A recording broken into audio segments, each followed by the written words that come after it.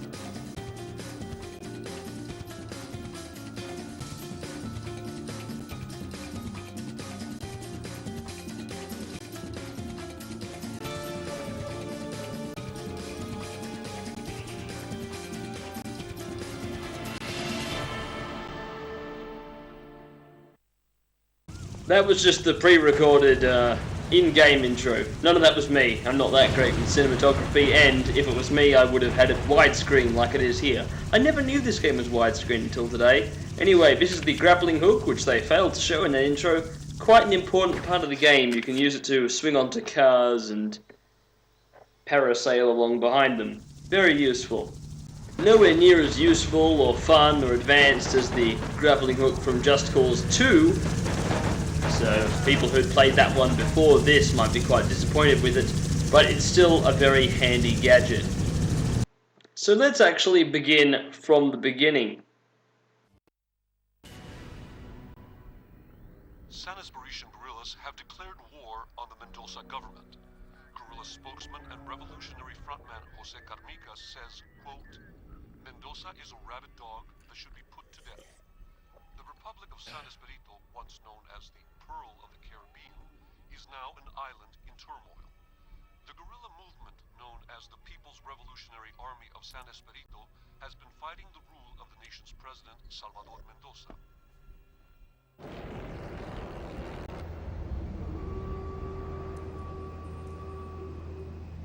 San Esperito. Another peasant regime that has to be toppled. President has to go.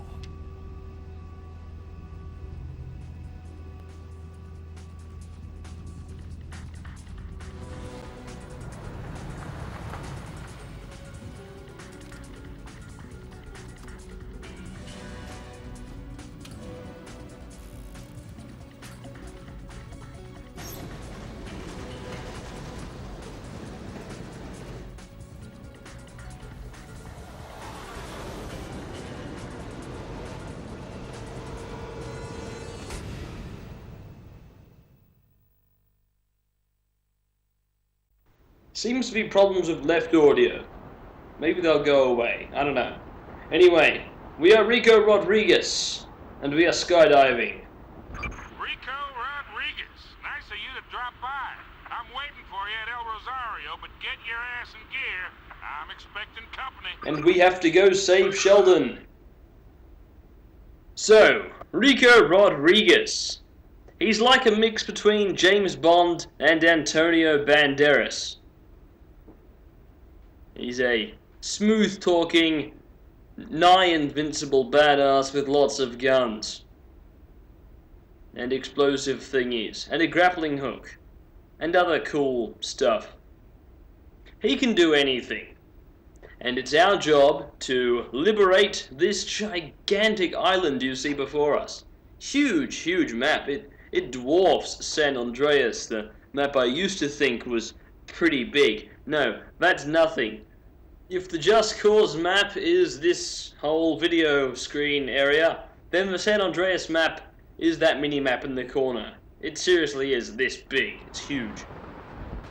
How did I go 6 minutes without saying this?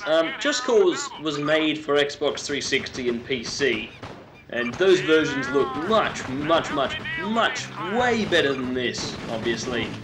But this is still a solid game, even if it is quite different to the Xbox 360 version as far as visual style. Is it visual? Visual style. It's still a great game. Oh, and also, this auto-aim. It's pretty much impossible to miss anyone. Auto-aim's a little bit too heavy. Anyway, back to what I was saying. Yes, the PS2 version is, obviously, technically lagging quite far behind the other ports of the game, but it's still a really fantastic game. Geez, something always goes wrong in my reviews, doesn't it? It's like a curse.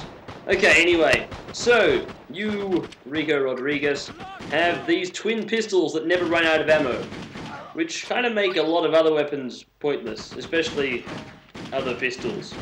Since what's the point in using any other pistol when this pistol never runs out of bullets, and there's 2 of them, so you look cool. Though there are heaps more guns. It's everything from silenced SMGs to rocket launchers, sniper rifles, anything you could possibly want. This game has some very nice explosion effects. Very nice indeed. It also has, not pictured, some of the dumbest pilot AI I've ever seen. I'm not kidding. If you are within about 5 kilometers of an airport, you may very often see planes just crashing into the ground all over the place, completely failing to land. It's hilarious. This blue cloud of smoke you see before you is used to summon up a helicopter, who will drop you motorbikes whenever you want them. Later in the game, also other stuff. Viva la revolución. Vámonos. There are plenty of really fun missions to complete, as well as these little liberation side missions where you can go to each town, city, base, etc. and defeat the local corrupt government and return them to the guerrillas. There's hundreds of these to do though. It can get a bit boring if you want to do every single settlement, but I've been there, I've done that. See, it makes you feel like you're doing something, like you're actually important. Unlike Grand Theft Auto games where you're just some poor criminal who's down on his luck and, I don't know, kills prostitutes. Here you're liberating a country and, destroying the government and doing something major and being a secret agent badass. It's great. That's not to say you have to be a goody two-shoes. Oh my god, that guy drives me insane. This isn't true crime streets of LA. If you see a civilian and they're annoying you, just shoot them. Where is that guy? He just keeps on saying Coco Fret. I think that's him. I don't think we'll kill him, we'll just send him a message. No one's watching.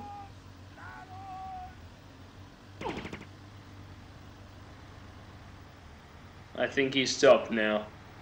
Anyway, in conclusion, Just Cause is an immense game. Fantastic, it'll keep you entertained for a long time. I do highly recommend, though, getting the Xbox 360 or PC version if you have either of those 2 platforms. Well, everyone's got a PC, but you know what I mean. A good PC, one that could handle this game and one that you'd be comfortable to sit at and play. Good one. Now, come on back here for your next. There's nothing wrong with the PS2 version at all, though. The PS2 version's great, but if you want the best performance and everything, get the Xbox 360 version. Great game, love it.